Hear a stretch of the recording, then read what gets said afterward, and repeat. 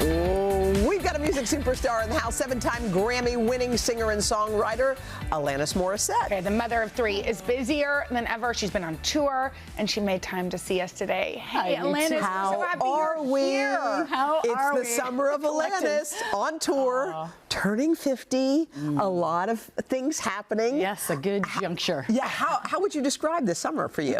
It's this beautiful perimenopausal unraveling. My friend has this idea that we want to get out, but we have to go in during this period. Yeah. It's identity changing. The procreative imperative is going away. It's the second puberty that gets less Wait, is that what they attention. call it? I call it Wait, that. why do you call it that? Well, the procreative imperative starts at whatever, 9 through 16 for kids. Yes. Huge, right? Yeah, We mark huge. it, we honor it, rites of passage. Then, on the other side, procreative imperative going away, which obviously opens up all kinds of other options for us as women bodies. Yeah. But then it's the hormonal counterpart to puberty and gets no moment in the sun until now. God People bless. just ignore it. I By mean, the way, actually, Naomi Watts is on our show to talk. That's what she's Today talking is Hot about. Flash Day. Yes. Did you know? Happy Hot Flash Day. Are you joking? To those No. that celebrate. Well, we declared it, so yes. Oh, you did? Okay. No, then we it's didn't done. declare. Are you sure? Okay. I was told it's Either National way- Hot Flash Day. Well, Yes. they're giving us thumbs up. Apparently, My friends it's are the thing. talking about menopause, monologue she's starting in. What about menopause groupalogues? I want to hear from everyone. Yes. Because it's all the angles. Well, it's mine's- biochemical, neuro, spiritual, identity, loss, grief.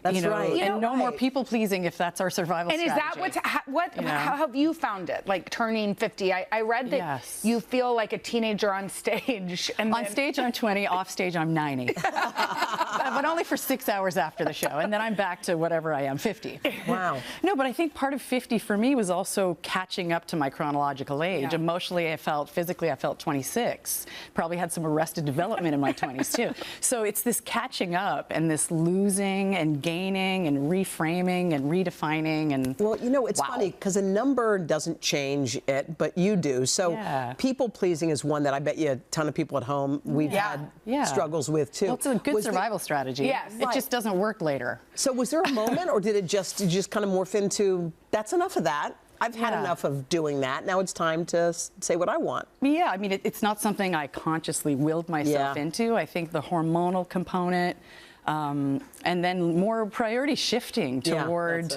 a different version of activism, using this beautiful anger in activism ways. And there's less of a propensity to obliterate self for other. And it's the hormonal, biochemical, neurobiological, all the aspects. All the things you're talking. What are you reading? I'm obsessed with humans. Yeah. It seems like it. It really does. And you talked about prioritizing different things. Yeah. Yes. You have a family. Yes. You have 3 beautiful kids. How do Number you? one. I mean, balance. I hate that word, but how? Because it's not really possible. No. And it actually just makes women feel terrible. It just gives us another reason to beat ourselves. The only way you can balance is if you're wearing shoes. You know what? You know what? I'll be right back. You're kind of into the Alanis. Yes. Everybody is. Okay. She likes them. She wants them. I'm resisting, but I really should just submit. You're a people pleaser. Yes, I was. No, it's just like all the obliteration of self pieces to keep the system going kind of goes away a little bit. So the priority shift from always been my kids from the moment I imagined them. And then the 2 archetypes, the vocation, macro service person part of me, and then the mom. I mean, they're fighting a lot. Because they seem at odds, but once in a while they can overlap. One of the things we talk about a lot on this show is our kids and having them be present and not be with any kind of electrical device or phones or anything like that. I know it's important in your house too. Yeah. I mean, I did the U.S. Cellular commercial, and basically the essence of the invitation messaging was, get into the philosophical conversation of how to address technology in our lives with our kids, with our own selves. What are we modeling? So for U.S. Cellular to come up with an idea that sends the message that any point of entry into this conversation is a big deal. And I've spoken with parents on one end who say absolutely no, wood block toys only, zero tech. I've been on the other end where tech all day, all night, and somewhere in between. And one of the things I learned from an elementary school teacher friend of mine in the Bay Area, she said, keep the triangle going. And I said, what do you mean by triangle? So the device is the tip of the top of the triangle. Mom, in my case, son, interacting about it.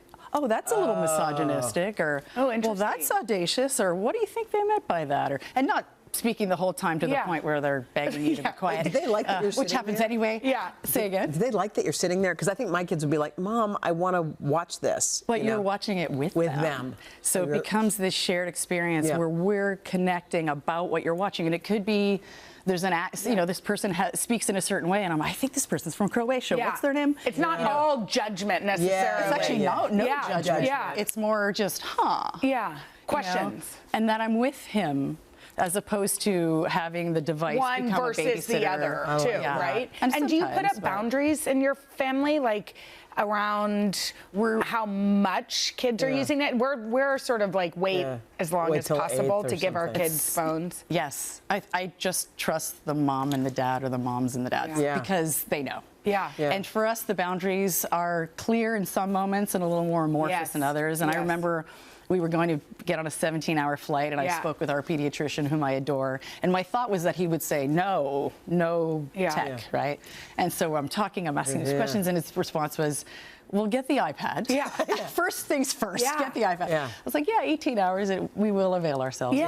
But a lot of interacting, and and then taking breaks. We're really indoor, outdoor, feet in the grass kind of family, so that helps. Yes, exactly. So there's it both ways. Okay, you're going to stick around. Is this okay? Because you're going to reveal a couple of your favorite things coming up right after this.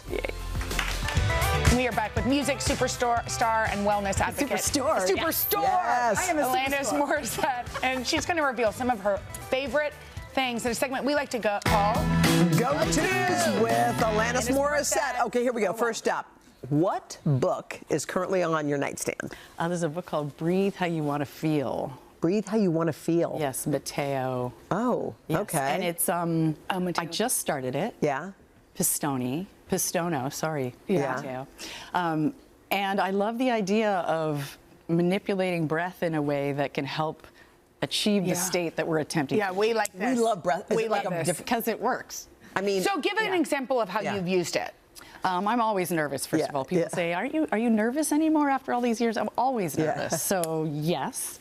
But if I breathe in a way that I would breathe if I were, say, on the beach. Yeah. Oh, interesting. The body doesn't know the diff. Doesn't know the diff. Yeah. So I can start feeling more regulated, and that oxygen just drenching the body and sending the message that all is well. Feels so and good. I like oxygen. I also like the idea of oxygen drenching the body. Let's just drench our body. Okay, talk to us about your mantra.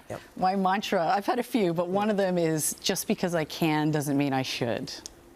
Oh, like what? How does that apply? Say something. Caretaking, overgive, overfunction, overextend, over everything. That's good. Oh, that's a good one. That's a really good one. Yeah. Okay, we need your healthy drink. I think we might have it. It's been provided for us. What is it? So spinach, celery, lemon, and sometimes ginger. Do you drink this every day? When I can. My husband is a real juicer, so I avail myself of his juicing prowess. What is your morning routine, by the way? I'm an intermittent fasting, super intuitive version of it. Okay. So I'll do my bulletproof coffee. Then I won't eat for a while, and then I eat a large amount of food all night long. Do you find that's worked for you? Mm-hmm. I started really slow and small, and then incrementally just kind of eat more. What else, other than the food part, what do you do in the morning? Like, what's a routine for you? I have to move, stretch. I have a hot mat that I use every night and in the morning if there's time. Yeah. Rolling on balls, massages. All that My stuff. spiritual and somatic and personal practice, they're all squished into one thing. Yeah. And so, just stretching, moving, mobility. Sometimes strength, as I get older, I just feel like the more muscle, the better. Yeah. Are you calm by nature? You have such a calm, I feel calmer listening to you. Well, I feel calm here and agitated here. But your breath is a black stallion, but inside it's a poodle. Okay, what's your go-to karaoke song? Oh, yeah. Well, I've never done karaoke in my life. What? But, no, it was very odd. It's like you guys going to do the fake talk show. That's a good point. I guess that's true. But yes, that sound appealing to you? Yeah, you're right. Hey, why don't you just go read the prompter in your room with a bunch of people? Listen to your own record or something. No, but I used to, as a child, I used to sing at at homes for elderly people, and I would sing, you know, Sheena Easton, Olivia Newton-John, and I always loved singing Hotel California. So if I were to do karaoke, it would be the Eagles. Oh my gosh, I love that. We need your go-to party trick. My go-to party trick, it's a little untoward. Okay, we like untoward. We want to see it. It's just, no. It's How did you do that? 360. Oh my God! Is that real? I mean, how can it not be real? I built a scarf. We can't do it. So did I. Wait, that is amazing. That's awesome. How did you realize you could do that? I was just doing it one day, and someone said, "That's unusual." I was like, "I finally have a party trick. I finally have a talent." Alanis, thank you so much. So you're going back on tour. You're taking a little break, and you're back again. Teaching some workshops in November, and then again in March. Great. And touring and writing another record and platform and all of that. Of course, so much fun. Go. We'll come back and perform for us. Bless you both. Thank you.